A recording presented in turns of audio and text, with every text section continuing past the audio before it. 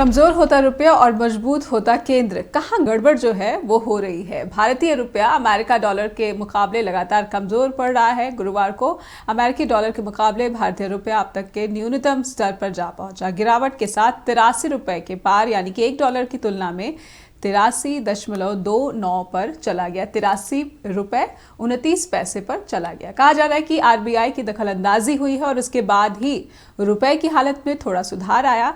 सूत्र बता रहे हैं कि आरबीआई ने $1 बिलियन बेचकर अंतर्राष्ट्रीय बाजार में गिरते रुपए को संभालने की कोशिश की है। नमस्कार, आप देख रहे हैं जस्ट टीवी। मेरा नाम है नेहा शुक्ला। स्ट्रेट टॉक में आपका स्वागत है।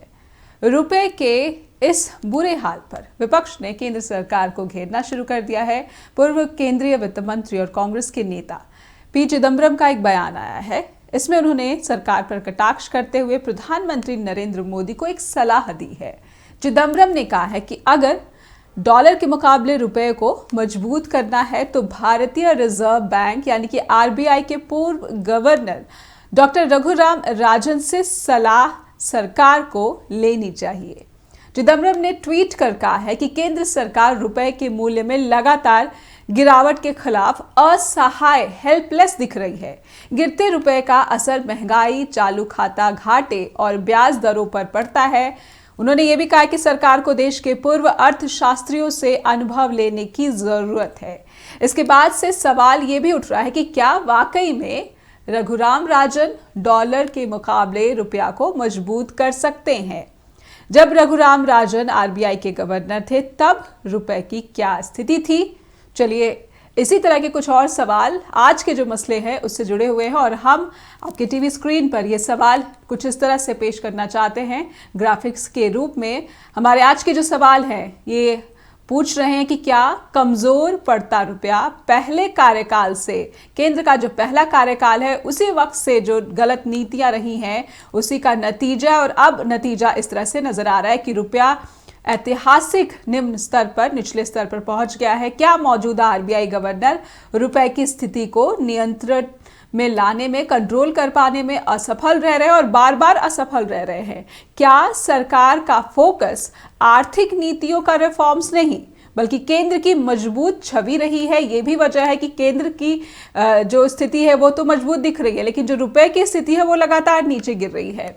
क्या रघुराम राजन भारत की आर्थिक नीतियों में सफल आरबीआई गवर्नर कहे जा सकते हैं? एक सवाल यह भी है कि क्या हमें रघुराम राजन को भारत की आर्थिक नीतियों में सफल आरबीआई गवर्नर के रूप में कहा जा सकता है, उन्हें देखा जा सकता है? क्या वित्त मंत्री निर्मला सीतारमण को लगातार नाकामियों के बावजूद पद पर बने रहना चाहिए? हालांकि निर्मला सीतारमण ने एक विवादित बयान दिया था कि रुपया नहीं गिर रहा है, डॉलर जो है वो स्ट्रांग हो रहा है। तो ये तमाम जो सरकार की नाकामियां दिखती हैं, उसके बाद सरकार का जो जवाब आता है वो भी गैर जिम्मेदाराना नजर आता है, कहा जा सकता है।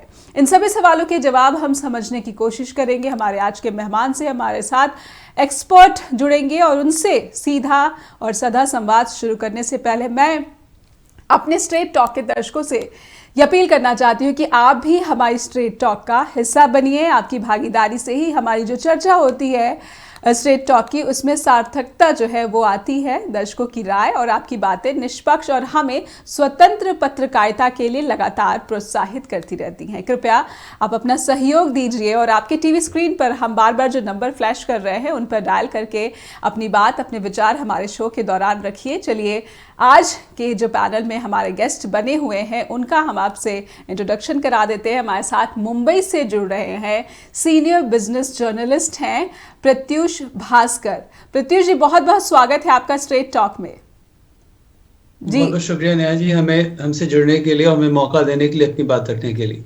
जी प्रत्युष जी, रुपए को आपसे बेहतर कौन समझ सकता है? लंबे समय से आप रुपए को देख रहे हैं, भारत की जो अर्थव्यवस्था है उसके क्षेत्र में आपका एक लंबा अनुभव है।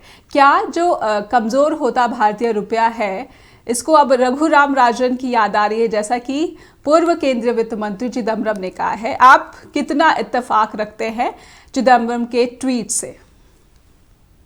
देखिए, रही बात पूर्व वित्त मंत्री चिदम्बरम साहब के वक्तव्य की, तो जाहिर है वो कांग्रेस से हैं, विपक्ष में हैं, तो वो जी। जो बोलेंगे उनकी बातों को हमें एक पिंच ऑफ सॉल्ट के साथ लेना पड़ेगा। विपक्ष हमेशा हर चीज को अपोज ही करता है, लेकिन हाँ कुछ तथ्य जरूर है। कहते हैं ना कि there is no smoke without fire. स्थिति तो खराब हुई है, लेकिन इतनी भी नहीं कि उसके लिए आप एकदम से इतना ज्यादा बोल दें कि सही वित्त मंत्री नहीं है, वापस पुराने गवर्नर को लाना चाहिए। देखिए हर एक जो कार्यकाल होता है अपने अपने चैलेंजेस, चुनौतियों के साथ होता है। इस बार जो स्थिति बनी हुई है कोविड के बाद से, और जो रूस और यूक्रेन की युद्ध चली है, वो किसी भी देश की करेंसी को उससे अछूता नहीं रहा है, ठीक है। तो जहां तक रुपया का सवाल है, कहीं ना कहीं हर बात जो वित्त मंत्री कह रही है वो गलत नहीं है। अगर आप आंकड़ों में देखें तो देखिएगा कि केवल रुपया जो है वो डॉलर के सामने थोड़ा कमजोर हुआ है, लेकिन बाकी करेंसी अगर देखिए तो वहां पे रुपया मजबूत हुआ है, वो चाहे यूरो हो या फिर स्टर्लिंग पाउंड हो।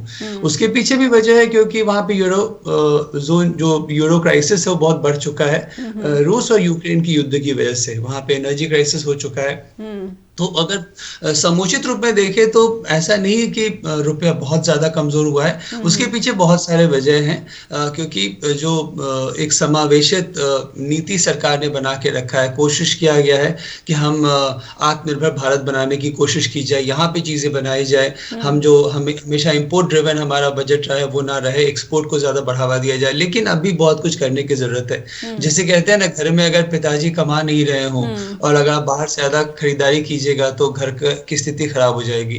तो बहुत पहले से ही भारत चूंकि अपना एक्सपोर्ट मार्केट नहीं बना पाए, इसकी वजह से आज ये स्थिति बनी हुई है। तो केवल पिछले सरकार को या इस सरकार को हम कह सकते हैं आजादी के बाद से एक्सपोर्ट को मजबूत करने की कोई कोशिश नहीं की, जैसा चीन ने किया। देखिए जब भी अगर आपका रुपया कमजोर होता है तो वो एक्सपोर्ट को बहुत मददगार साबित करता है, ठीक है। लोग चाहते हैं कि आपसे एक्सपोर्ट करें, लेकिन चूंकि हमारा एक्सपोर्ट मार्केट है ही नहीं, तो हम चीन की तरह इस बदले हुए परिवेश को इस्तेमाल नहीं कर पा रहे हैं। अगर आप चीन को देखें तो चीन जानबूझकर कृत्रिम तरीके से अपना करेंसी डिवैल्यू करता है। क्यों? ताकि उसकी एक्सपोर्ट ल्यूक्रेटिव हो जाए। इंडिया ऐसा नहीं कर पा रहा है क्योंकि इंडिया में हम बहुत ज्यादा इंपोर्ट क्या करते हैं, क्रूड ऑयल।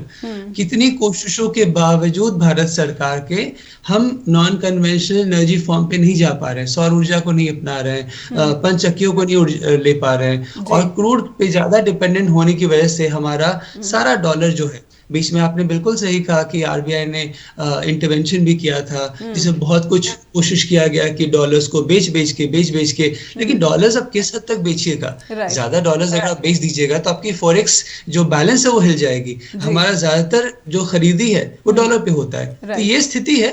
हमने कह सकते सब कुछ खराबी है, कुछ चीजें अच्छी भी है।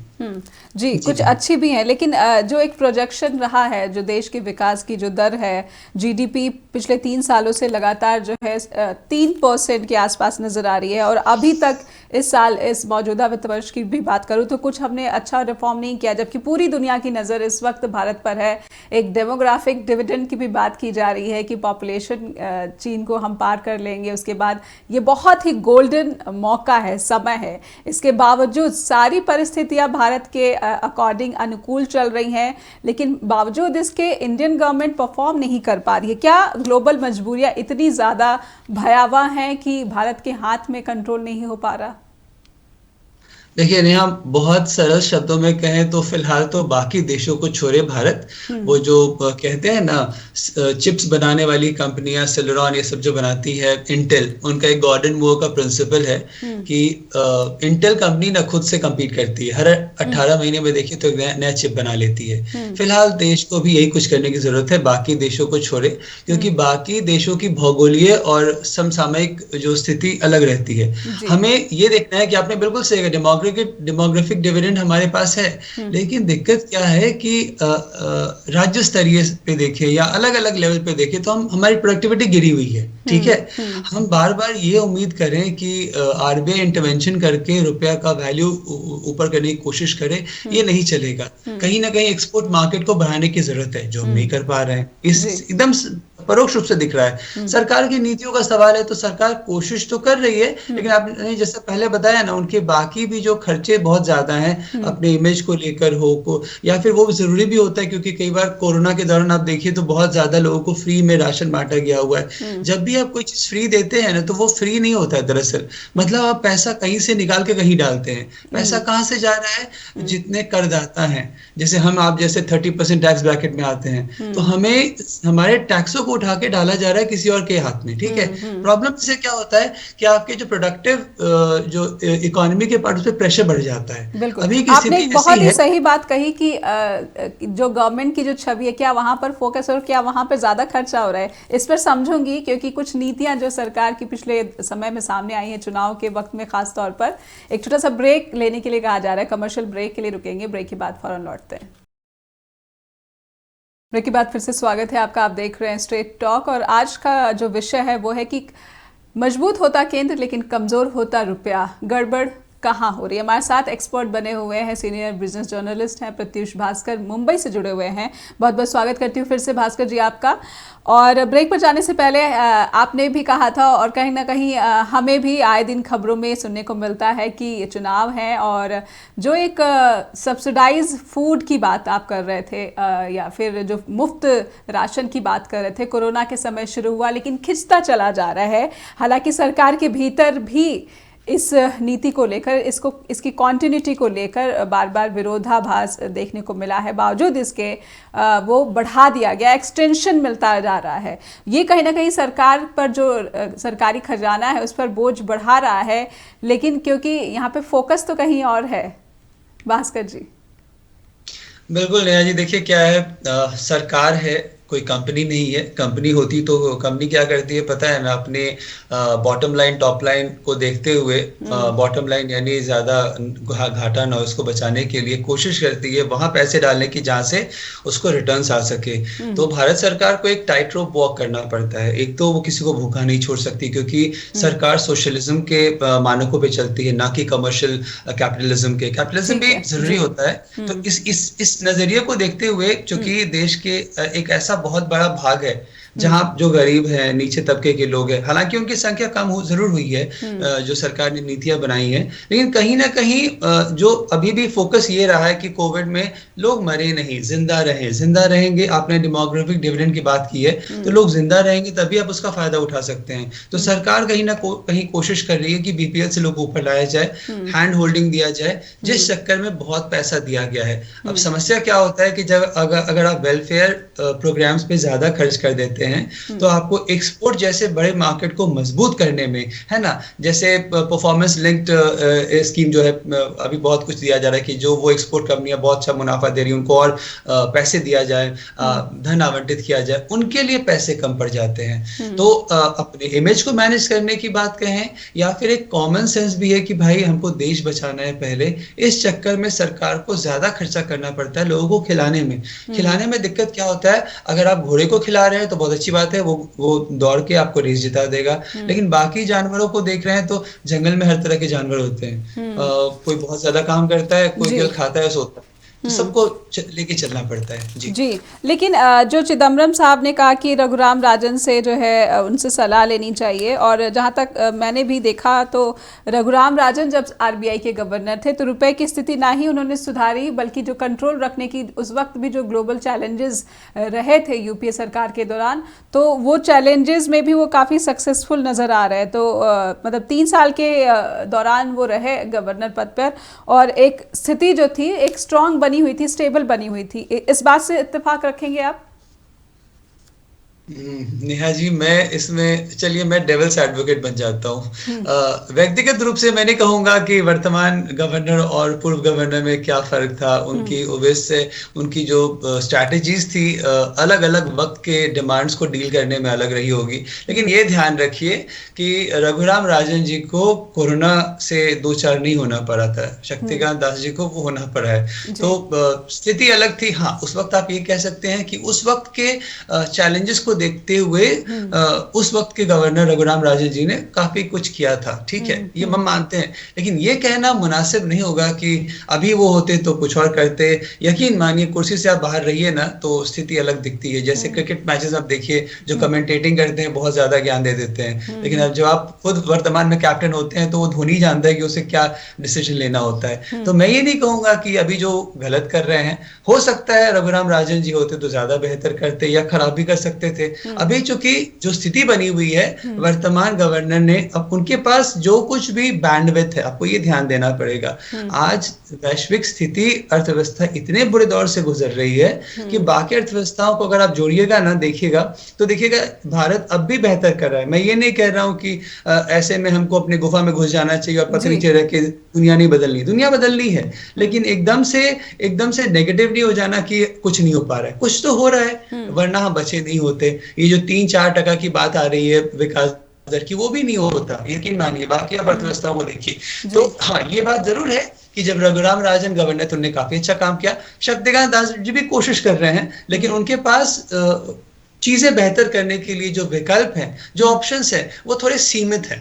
कोरोना को लेकर हो या फिर रूस यूक्रेन के युद्ध को लेकर हो। जी, लेकिन भास्कर जी, क्यों ऐसा हम देख रहे हैं कि बांग्लादेश हो, वियतनाम हो, बाकी इंडोनेशिया, जो एशियन दूसरी कंट्रीज हैं, वो भी भारत के साथ कदम से कदम मिलाकर अब चल रही हैं, जबकि पिछले कुछ सालों में उनका प्रदर्शन सही नहीं रहा था।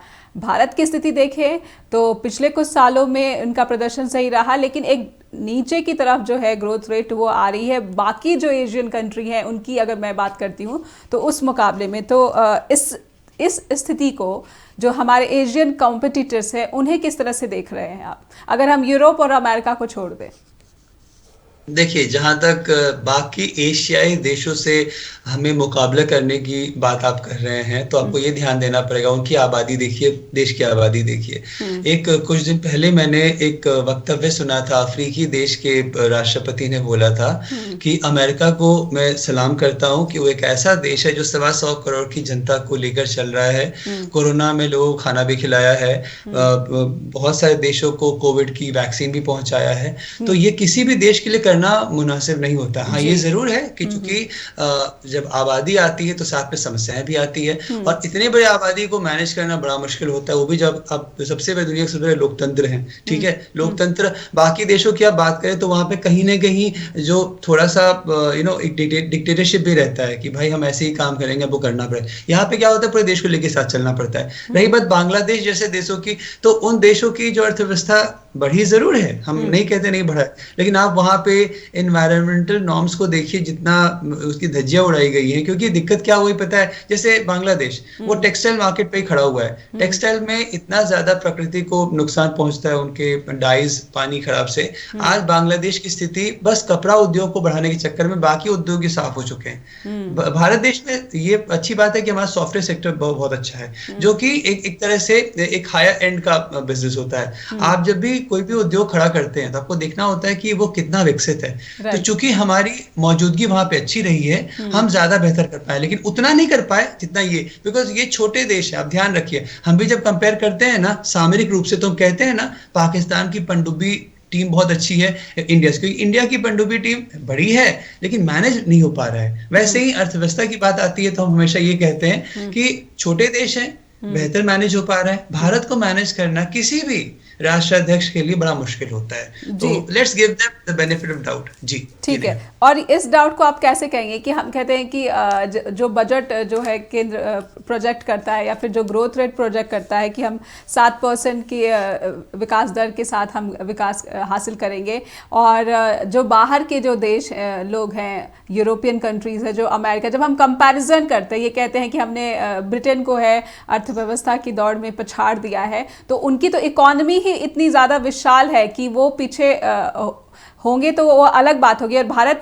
किस लेवल पे उनसे मुकाबला कर रहा है। तो ये एक अंतर तो हम विकसित देशों के साथ लगातार देख रहे हैं, तो हम अपने आप को कंपेयर तो वहाँ कर रहे हैं, और लेकिन जब बात हमारी एशियन कंट्री के साथ कंपटीशन की आती है तो हम कहते हैं कि वी आर डिफरेंट। नहीं, इसीलिए हम कह रहे हैं कि कभी भी आप कंपेयर नहीं कर सकते हैं हर जी। की स्थिति। रही बात, आप यूरोजोन की बात कर रहे हैं, ब्रिटेन की, इंग्लैंड की, वहां तो स्थिति अलग ही बनी हुई है। वहां जी। जो स्थिति बनी है उस पे एक हम अलग अध्याय जोड़ सकते हैं सेशन का। लेकिन आप ये ध्यान रखिए कि वो सब जैसा आपने बताया विकसित देश हैं, ठीक है, उन्हें जितना ग्रो करना था वो ग्रो कर चुके हैं। वहां पे 1% 2% भी अगर विकास दर होता है तो खुश हो जाते हैं, क्योंकि जी। वो सैचुरेटेड मार्केट है। इंडिया अभी ऐसा नहीं है, इंडिया को अभी बहुत वहां तक आने में वक्त लगेगा। तो पहली बात तो तो आप शुड वी कंपेयर कंपेयर नहीं कर सकते। आवरसेल्व्स टू दोज कंट्रीज, जैसे ब्रिटेन के साथ हमने कहा कि हमने ब्रिटेन की इकोनॉमी को पछाड़ दिया है, हमें इतना खुश होने की जरूरत है? नहीं, आंकड़ों में देखें तो हम पछाड़ सकते हैं, लेकिन आंकड़े कहते हैं ना, स्टैटिस्टिक्स कहते हैं कि एक कहावत है कि वो जो दिखाते हैं ना वो इंपॉर्टेंट है, पर जो छिपाते हैं वो वाइटल होता है। तो स्टैटिस्टिक्स की एक खासियत होती है, आंकड़ों में सब दिखता नहीं है। अगर आप वहाँ की अर्थव्यवस्था देखिए और भारत को देखिए आंकड़ों में, तो जाहिर है भारत ने उसको पछाड़ दिया है। लेकिन आप वहाँ का सोशल लाइफ देखिए, वहाँ जो सर्विसेज आपको मिलती है, यहाँ पे देखिए, यहाँ टैक्सेशन स्ट्रक्चर देखिए, सब कुछ अलग है। वहाँ लोग सामने से 40% तक अपना कमाया हुआ दे देते हैं। कर क्यों? क्योंकि हमारा देश मजबूत होना चाहिए। हमारे यहाँ एक बहुत हेल्दी अनहेल्दी प्रैक्टिस है, टैक्स बचाना चाहिए या टैक्स चोरी करना चाहिए। तो मैं किसी देश को आगे पीछे नहीं कर रहा हूँ, ये लोगों की मानसिकता भी होती है। कोई भी राष्ट्राध्यक्ष खुद वो चाहे लिस्ट ट्रस हो या फिर लेकिन भास्कर जी, प्रधानमंत्री। इसी देश में बहुत से लोग ऐसे सुनने को मिल जाता है कि वो कहते हैं महंगाई कहाँ है, महंगाई नहीं है, हम तो देश के लिए कंट्रीब्यूट कर रहे हैं। तो ये एक नैरेटिव जो है ये भी सुनने को मिलता है। एक छोटा सा ब्रेक लेने के लिए कहा जा रहा है, ब्रेक ले लेते हैं और फौरन लौटेंगे। कुछ और सवाल है और उनसे आपसे समझने की कोशिश करेंगे उन सवालों पर। एक ब्रेक के लिए रुकेंगे, ब्रेक के बाद फौरन लौटेंगे। फिर से स्वागत है आपका, स्ट्रेट टॉक देख रहे हैं आप, और आज का विषय है कि कमज़ोर होता रुपया लेकिन मजबूत केंद्र, आखिर कहाँ पे गड़बड़ हो रही है? भारत सरकार की नीतियों में गड़बड़ है या फिर चैलेंजेस आर सच हाई? इतने ज़्यादा चैलेंजेस हैं, चुनौतियां बनी हुई हैं। हमारे साथ प्रत्युष भास्कर जी बने हुए हैं, मुंबई से सीनियर बिजनेस जर्नलिस्ट हैं। प्रत्युष जी, एक बयान आया हाल ही के दिन में निर्मला सीतारमण का कि रुपया कमज़ोर नहीं हो रहा है, डॉलर मजबूत हो रहा है, और इसे लेकर, इस बयान को लेकर काफ़ी आलोचना जो है उनकी की गई। आप इस बयान को किस तरह से देख रहे हैं? क्या वाकई डॉलर ही मजबूत हो रहा है और रुपया जो है नहीं गिर रहा है?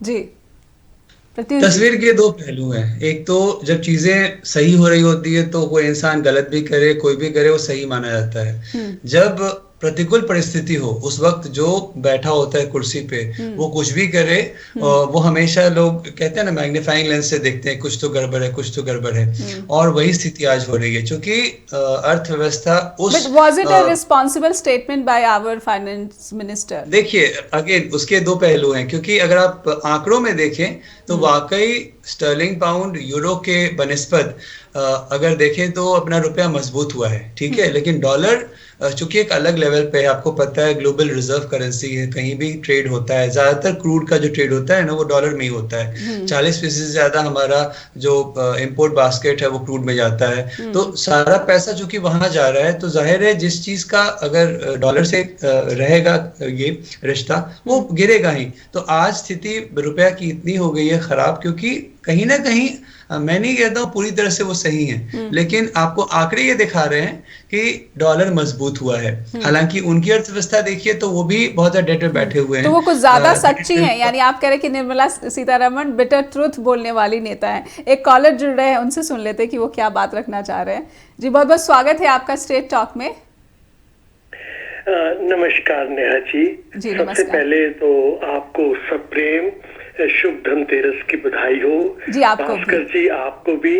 और फिर मुझे तो दोबारा मौका नहीं मिलेगा बात करने का, तो आप दोनों को मेरी तरफ से सप्रेम सादर दिवाली की भी बहुत बहुत मुबारक। दिवाली, शुभ दिवाली। हमारे देश के लिए इस बार संपन्नता लाए और सभी खुश रहे, इसी बात, यही मेरी प्रार्थना है। जी हमारी भी आपके साथ बहुत बहुत शुभकामनाएं। भास्कर जी, मैं जो कहूंगा वो, आप बहुत ऊंचे दर्जे की बात कर रहे हैं, मैं एक साधारण नागरिक हूं और यहाँ प्रोफेसर रघु रामन जी के घर से 30 मील की दूरी पे हम रहते हैं, तो इसलिए मेरा जो प्रेम है वो रघु रामन जी के लिए प्रति ज्यादा भी है। दूसरा जी, मैं ये कहूंगा कि जिस वक्त डॉक्टर रमन साहब अपने इंडिया में RBI गवर्नर थे, उन्होंने इतना बढ़िया काम किया था उस वक्त, वो ऐसा लगता था कि जैसे हमारी भारत की जो आर्थिक रेलगाड़ी है उसके आगे एक सुपरसोनिक इंजन लग गया है। लेकिन फिर क्या हुआ, पॉलिटिकल ऊपर धापाधापी में सुब्रमण्यम स्वामी जी की कृपा से, जो हमारे बीजेपी के बड़े मेरे सम्मानित नेता हैं, और कुछ और कारणों से उनको हटा दिया गया और उसके बाद हमारी भारत की रेलगाड़ी के आगे बैल लगा दिए गए। जिस समय हमारे भारत को एक अच्छी शक्ति, एक अच्छी इंजन की जरूरत थी, उस वक्त एक एजुकेटेड टेक्नोक्रेट को हटा के, एक इंटेलेक्चुअल के स्कॉलर को हटा के, रघुरामन जी जैसे को, उसकी जगह उन्होंने एक IAS ऑफिसर वहां पे लगा दिया। ये धक्का जी हमारी इकोनॉमी को लगा है। इसके बारे में आप सारा दिन भी इसके ऊपर व्यक्तित्व दे सकते हैं सब कोई भी, लेकिन मैं ये समझता हूं कि हमारे देश की एक उभरती हुई आर्थिक जो जीत थी, वो जीत हमारे मुंह से छीन ली गई, जिस वक्त एक स्कॉलर को हटा के उसकी जगह एक एडमिनिस्ट्रेटर को बना दिया गया। दूसरी और आखिरी बात कहूंगा नेहा जी, भास्कर जी, देखें मेरा देश एक एग्रीकल्चरली प्रिडोमिनेंट कंट्री है। मैं कहूंगा एग्रीकल्चर में मेरा देश जो है, भारत जो है, वो बहुत लीडिंग कंट्री है। अगर आप क्वांटम ऑफ व्हीट देखें, क्वांटम ऑफ मिल्क देखें, तो हमारा भारत जो है दुनिया में नंबर 1 है जी प्रोडक्शन में। लेकिन देखें नेहा जी, वही चीज जो है, जैसे भास्कर जी ने अभी स्वर्ण शब्द कहे थोड़ी देर पहले, और भास्कर जी ने 2-3 दफा वो कहे, पता नहीं वहां क्यों नहीं लोगों को समझ में आते। भास्कर जी ने क्या कहा, हमारे एक्सपोर्ट्स वीक है। बिल्कुल ठीक कहा भास्कर जी ने, और हमारा जो कंपैरिजन किया चाइना के साथ सही किया कि हमारे एक्सपोर्ट्स ही वीक है। वीक क्या है, 0 के बराबर है। गीत जी, एग्रीकल्चरल प्रोडक्शन में नंबर 1 होने की बजाय कृषि प्रधान देश होने के बावजूद हमारा एक दाना गेहूं का बाहर नहीं बेचने देते। बेचने का मौका आया था इसी साल जिस वक्त तो यूक्रेन का ये अटैक हुआ है रशिया की तरफ से, उस वक्त देखिए फूड शॉर्टेज हुई वर्ल्ड में। उस वक्त गेहूं की कीमत 5,000 रुपए क्विंटल मांगी गई। पंजाब में उस वक्त 2,000 रुपए क्विंटल बेचा जा रहा था गेहूं। सरकार ने कहा हम बेचेंगे, किसानों ने कहा बेचने का मौका हमें दो, जिंदगी में एक दफा 2 पैसे हमें कमाने दो, ताकि वो हमारी कमाई जो है देश के काम आए। जी किसानों के उन्होंने 500 रुपए बढ़ा दिए सारे। अब देखो, सॉरी नेहा जी, मैं गलती, माफी, मैं आपका नाम थोड़ा गलत बोल जाता हूँ बार बार, मैं पहले ही आपसे क्षमा मांग लेता हूँ। तो देखिए, इतना गेहूं होने के बावजूद भारत में उन्होंने उस गेहूं को उस वक्त एक्सपोर्ट करने नहीं दिया। ये अभी इसी साल की बात है, मैं कोई पुरानी बात नहीं कर रहा हूं जी। तो बस मैं इतना कहूंगा नेहा जी कि भारत में एक तो कृषि प्रधान, हमारी कृषि के प्रोडक्ट्स जो है वो एक्सपोर्ट किए जा सकते हैं। मैं अमृतसर से निकलो, आप देखो रैया, मानावाला, जंडियाला, टांगरा, बुटारी, ब्यास, हमीरा, जलंधर तक आप 45 मील आओ, सड़क के दोनों किनारे आपको गेहूं सड़ता हुआ दिखाई देगा। मेरा नेहा जी कभी 20 साल में हिंदुस्तान मेरा जाना होता है, लेकिन मैं जब जाता हूँ वो जो नजारा मैं देखता हूँ, और फिर टीवी पे देखते हैं, तो हमारी शिक्षा तो जी ये टीवी पे आप जैसे अच्छे चैनलों के जरिए ही हमें प्राप्त होती है जी शिक्षा। लेकिन जी वो गेहूं का सड़ना वहां बंद नहीं हुआ। देखिए, जो गेहूं हमें बाहर से सोना ला के दे सकता है भारत में, वो सड़कों पे GT रोड के ऊपर सड़ रहा है। और नेहा जी, मैं हाथ जोड़ के आपसे मैं जिद करके कहता हूं, ये 20 सालों से सड़ रहा है। कांग्रेस की सरकार ने भी अपना निकम्मापन दिखाया, तो हमारी प्यारी बीजेपी सरकार ने भी इसमें कोई उन्नति नहीं की। और किसान की हालत हमारी देखिए बुरी से बुरी होती जा रही है। ये देखिए, सोना जो है उगाते हैं, उसको मिट्टी कर दिया जाता है भारत में ही। वो सोना अगर बाहर बिके, आज इस वक्त दुनिया भूखी मर रही है भारत के गेहूं के लिए। और लास्टली बात, ट्रू ट्रैवल, हमारा जो भारत का जो टूरिज्म है वो इतना प्यारा है, इतना सम्मान से लोग मेरे साथ बात करते हैं।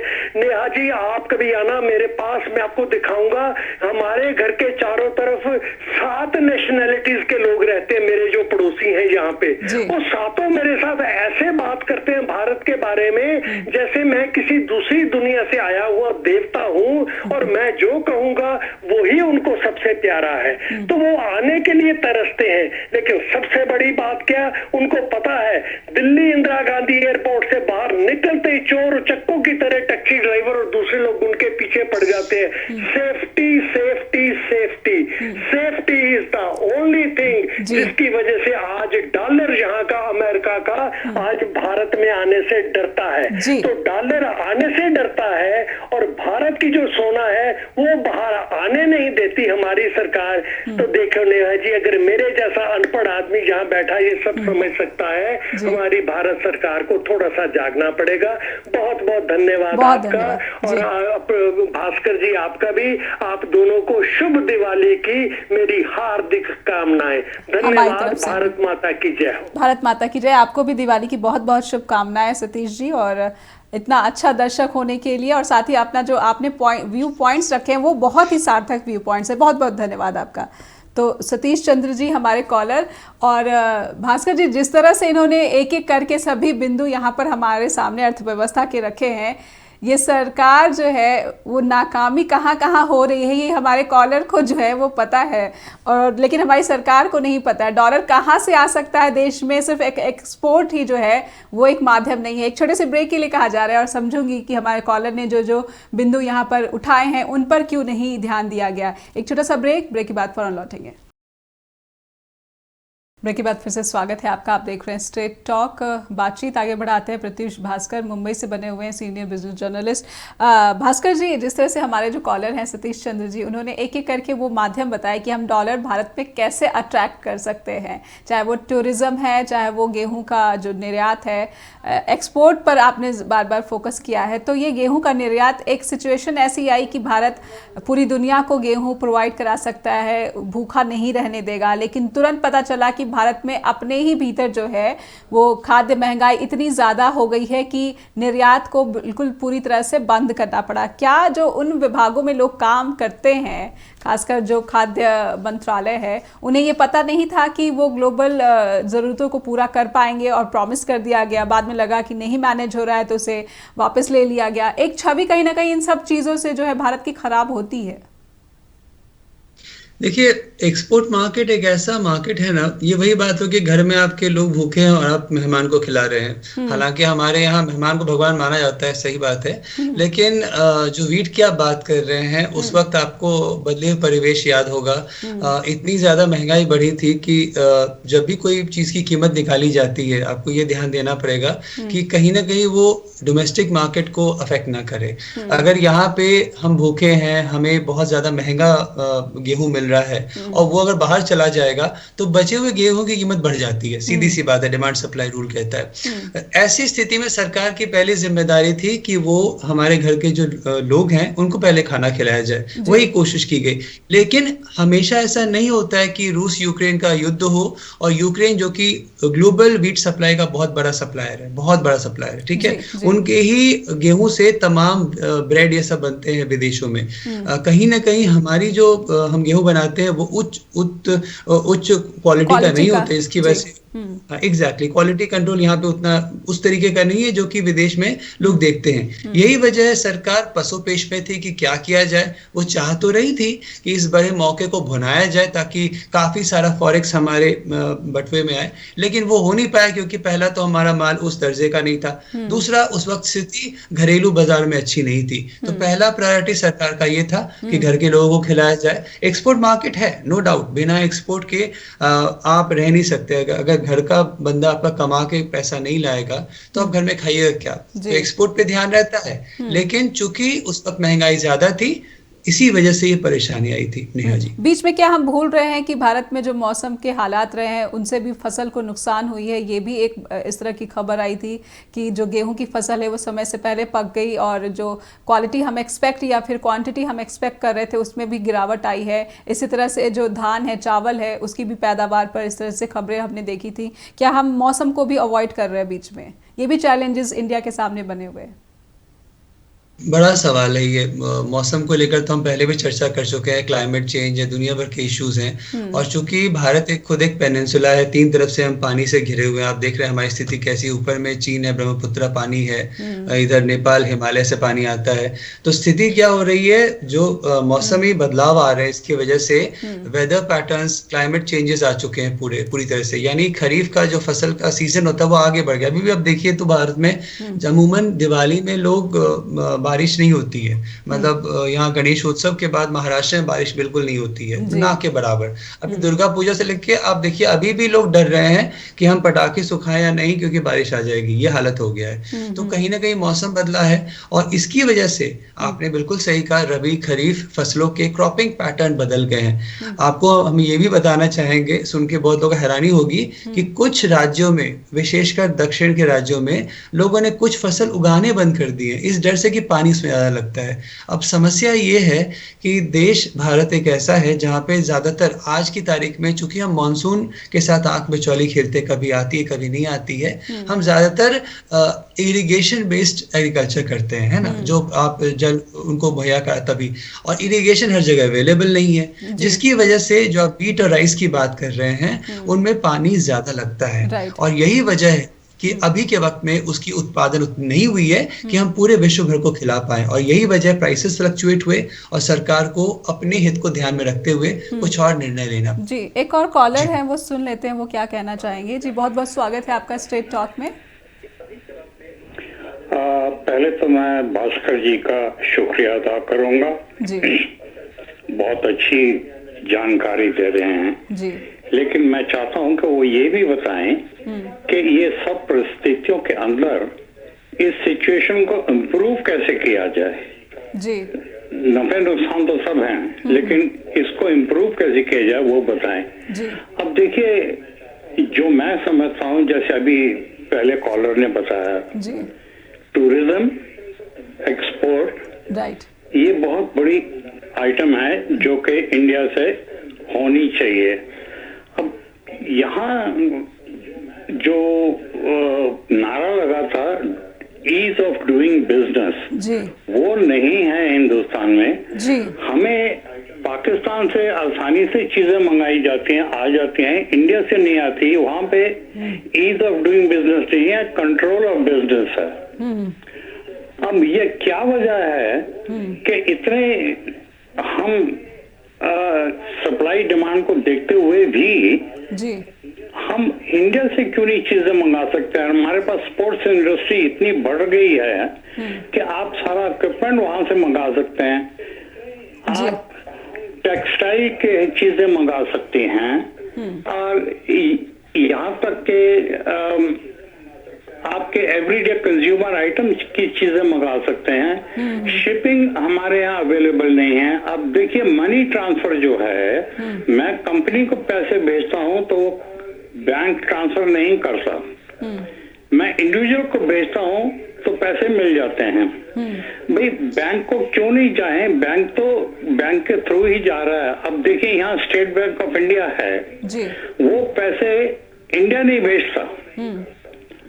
भाई, ये क्यों नहीं करते? हमारा बैंक, हमारा हिंदुस्तान में हम पैसे भेजना चाहते हैं, आपके पास कंट्रोल सारे जरिए हैं, आप हमें तरीके बताएं, हम उसी तरीके से करने को तैयार हैं। लेकिन आप सबसे पहले, अमेरिका में क्या है, कहीं भी जाइएगा वो कहते हैं how can I help you. India में कहीं भी आप जाइए वो पूछते हैं आप यहाँ क्यों आए हो। अरे भाई, आप जो हमारी समस्या है उसका हल बताएं, उसका काम करने की कोशिश करें। अब भास्कर जी ने बताया टैक्सेस की बात है जी। अब हम टैक्सेस की इंडिया में वाकई हम लोग को आदत है, टैक्सेस चोरी करते हैं, हम पूरे टैक्स जो है मुनासिब नहीं देते। अब यहाँ पे क्या है कि यहाँ पे टैक्स फाइल करते हैं, मैं अपना ऑक्यूपेशन देता हूँ गैम्बलर, कोई क्वेश्चन नहीं करते, वो जितनी इनकम मैं दिखाता हूँ उसी पे वो टैक्स लेते हैं। अगर गलती से वो ज्यादा चली गई तो आप यकीन करें अपने आप मेरे को रिफंड आ जाता, मैं मांगता नहीं हूँ, आ जाता है। इतना अच्छा सिस्टम है कि यहाँ पे फोन पे काम हो जाता है, वो अपने आप करते हैं। करते हैं। तो ये जो ईज ऑफ बिजनेस है ये है असली में। आप नारे तो लगा देते हैं, लेकिन क्या असली में हकीकत में ये जमीनी स्तर पर हो रहा है? नहीं हो रहा है। तो मैं चाहता हूं कि हमें ये बताएं कि इसके हल क्या हैं भाई। हम भी हेल्प करना चाहते हैं, हम हिंदुस्तानियों को भी हेल्प करना चाहते हैं। अब आप गेहूं की बात कर रहे थे कि अगर हम एक्सपोर्ट करेंगे तो लोकल लोगों को महंगा पड़ेगा। ठीक है, सप्लाई एंड डिमांड का क्वेश्चन आ जाता है, ठीक है, लेकिन क्या ये दूसरे मुल्कों में लागू नहीं है? पाकिस्तान नहीं कर रहा है तो कितना बढ़ेगा भाई? जो थोड़ी बहुत चीजें बढ़ती हैं वो इवॉल्व जो आप गुजरेंगे वक्त के साथ चीजें बढ़ेंगी। तो कोई हर्ज नहीं, लेकिन आप कोशिश ये करें, अगर आपको फॉरेन रिजर्व चाहिए, फॉरेन डॉलर चाहिए, तो कोशिश होना चाहिए हम कैसे अट्रैक्ट करें। ये मुझे भास्कर जी जरा बताएं। जी बिल्कुल पूछते हैं। बहुत बहुत धन्यवाद। आपने ईज ऑफ डूइंग बिजनेस की जो बात कही वो कहीं कहीं छूट रहा था। बहुत बहुत धन्यवाद आपका वीरेंद्र अहलूवालिया जी। तो भास्कर जी, अमेरिका से कंपैरिजन हुई है भारत की कि क्यों जो है नारेबाजी तो हुई लेकिन उस पर अमल बिल्कुल भी नहीं किया गया। ये भी एक बहुत बड़ा जो है फैक्टर है वो ईज ऑफ डूइंग बिजनेस को अट्रैक्ट करने का, कि क्या बड़ी इन्वेस्टमेंट है इंडिया में इसी वजह से नहीं आ पा रही। अगर आ पा रही है तो उनका बिजनेस जो है वो कितना फल फूल रहा है। क्योंकि समय बहुत कम रह गया इसलिए मैं समझना चाहूँगी। बिल्कुल नेहा जी, अहलूवालिया साहब के तमाम जो बातें बिल्कुल सही थी, उनके कंसर्न भी सही है। मैं तो ये कहूँगा जितने भी हमारे कॉलर्स हैं उनसे एक रिक्वेस्ट रहेगा कि आप सब ना एक ओपन लेटर लिखिए डायरेक्टेड टू प्राइम मिनिस्टर और ये सब डालिए, ताकि क्या होता है ना, ये भी इन्फॉर्मेशन, ऐसा आप बिल्कुल सही कह रहे हैं, उनके पास इन्फॉर्मेशन होगा। इससे क्या होता है ना, उनके पास भी जाता है कि लोग ऐसा सोच रहे हैं, ऐसा होना चाहिए। जैसे इन्होंने बैंक की बात कही और एक इंडिविजुअल की बात कही कि कितना ईजी होता है पैसा भेजना। हाँ, नहीं, वो कल्चरल डिफरेंस होता है नेहा जी, आप ध्यान दीजिएगा। देखिए, हर बात प्राइम मिनिस्टर या फिर राष्ट्रपति या फाइनेंस मिनिस्टर नहीं कर सकता है। उन्होंने एक फ्रेमवर्क बना के दिया है जिसपे हमको काम करना होता है। ये बात उनकी बिल्कुल सही है कि पॉलिसी को और भी थोड़ा ईज ऑफ डूइंग बिजनेस बेहतर करना पड़ेगा। अभी भी जो ऊपर से कहते हैं ना, जो बातें बताई गई नीचे तक पॉपुलेट नहीं किया है। अनाउंसमेंट हो जाता है, जैसे मैं तमाम MIDCs में जाता हूँ, बहुत सारे GIDC में जाता हूँ, क्योंकि समय बहुत कम है भास्कर जी, एक सवाल है और मैं चाहूंगी कि उससे कंक्लूड करें कि क्या जो मंदी की बात कर रही है इससे भारत अछूता रह पाएगा जो ग्लोबल चैलेंजेस बने? बहुत संक्षेप में, क्योंकि समय समाप्त हो गया है। नहीं, अछूता तो नहीं रहेगा, असर होगा क्योंकि बहुत बड़ा देश है हमारा, कैचमेंट एरिया बहुत सारा है हमारे, असर लोग बहुत जगह रहते हैं, तो असर तो जरूर होगा, लेकिन उतना नहीं होगा जितना बाकी देशों को होगा। नेहा जी, मैं यही कहूँगा। जी बहुत बहुत धन्यवाद आपका भास्कर जी। और आपके जरिए हमने समझने की कोशिश की कि कहाँ गड़बड़ हो रही है, क्यों केंद्र सरकार मजबूत दिख रहा है लेकिन रुपया लगातार कमजोर हो रहा है। बहुत बहुत धन्यवाद आपका भास्कर जी हमसे बातचीत करने के लिए। बहुत बहुत धन्यवाद करना चाहूँगी मैं अपने दर्शकों का भी कि उन सेक्टर्स और बिंदुओं के प्रति ध्यान आकर्षित कराने की कोशिश की जिस पर केंद्र सरकार को और जो लोग नीतियाँ बनाते हैं, नीतियों पर अमल करते हैं, मंत्री या फिर अधिकारी, उनको ध्यान देने की ज़रूरत है। और अब दर्शकों से मेरा आखिर में अनुरोध है कि आप स्ट्रेट टॉक में अगर कोई बात उठाना चाहते थे, नहीं उठा पाए हैं, और इसलिए आपका फीडबैक भी हमें बहुत ज़रूरी लगता है, क्योंकि उसी के ज़रिए पता चलता है कि जनता को किन मुद्दों पर है वो ध्यान उनका आकर्षित करना चाहिए, और उनकी भागीदारी जो है लोकतंत्र के लिए बहुत ज़रूरी है। info@just broadcasting पर ईमेल भेजकर आप हमें अपना फीडबैक ज़रूर दें। फिलहाल इतना ही, दीजिए इजाज़त, नमस्कार।